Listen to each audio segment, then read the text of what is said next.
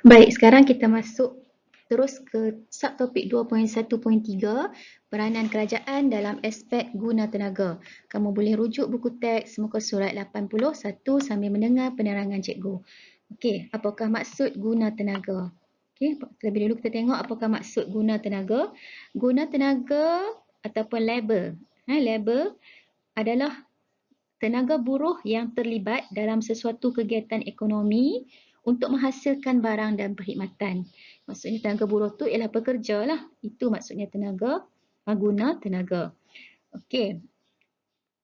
Kemudian kamu tengok lagi. Ada perkataan dalam buku teks guna tenaga penuh. Okey, guna tenaga penuh. Kita ambil inilah. Guna tenaga penuh. Apa maksud guna tenaga penuh? Okey, guna tenaga penuh. Apa maksud guna tenaga penuh?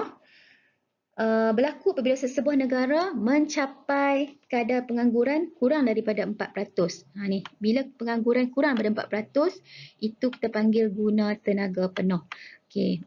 Berdasarkan situasi negara kita ni boleh dikatakan telah mencapai guna tenaga penuh kerana kadar pengangguran kita masih lagi kurang daripada 4%. Okey.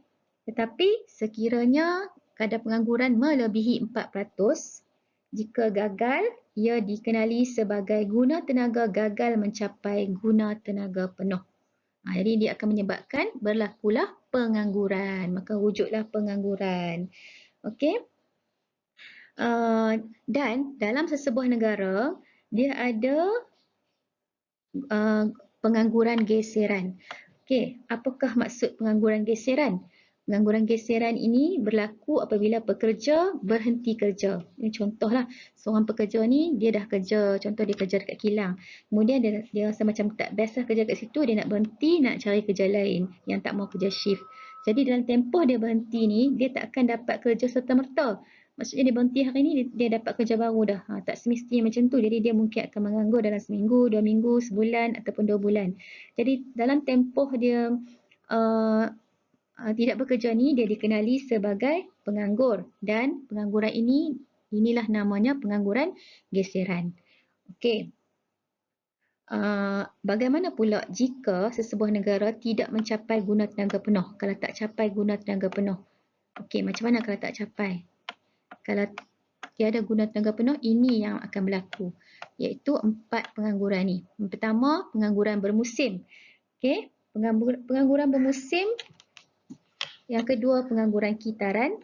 Yang ketiga, pengangguran struktur.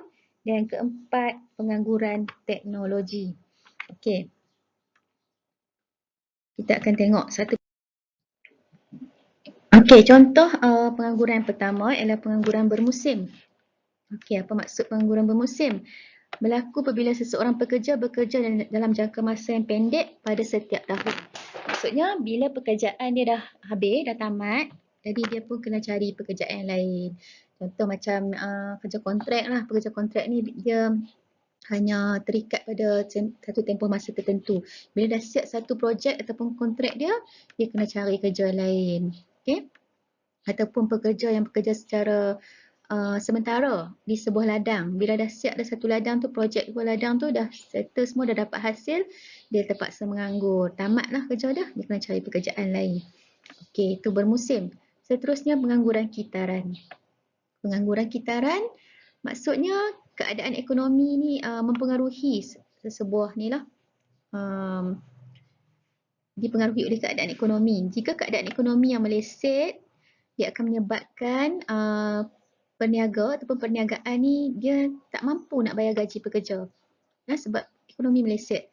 Bila tak mampu nak bayar gaji, majikan tak mampu bayar gaji pada pekerja, jadi menyebabkan majikan kena kurangkan bilangan pekerja. Ini dia berhentikan pekerja lah. Asal pekerja tu ada 200 orang.